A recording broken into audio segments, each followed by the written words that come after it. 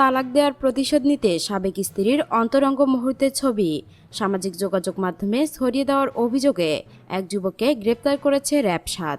বুধবার রাতে চট্টগ্রাম নগরীর লালখান বাজার থেকে ওই যুবককে গ্রেপ্তার করা হয়। আরাফাত হোসেনের বাসা লালখান বাজার এলাকায়।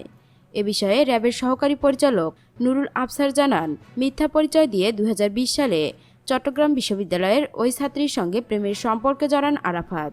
৩ মাস পর তার চাপে ওই ছাত্রী পরিবারকে না জানিয়ে আরাফাতকে বিয়ে করেন। এরপর তারা চকবাজার খালপাড়া আবাসিক এলাকায় বাসা ভাড়া নিয়ে বসবাস শুরু করেন। সেখানে স্বামী স্ত্রীর অন্তরঙ্গ মুহূর্তের বিভিন্ন ছবি ধারণ করে আরাফাত তার মোবাইলে সংরক্ষণ করেন। জানা গেছে, আরাফাত বেকার ও মাদকাসক্ত ছিলেন। বিয়ের পর ওই ছাত্রী বিষয়টি জানতে পারেন। এক পর্যায়ে টাকার জন্য মেয়েটিকে সে মারধর শুরু করে। একসময় মায়ের অসুখের কথা বলে মেয়েটি তার পরিবারের কাছে ফিরে যায় এবং বিয়ের কথা জানায়।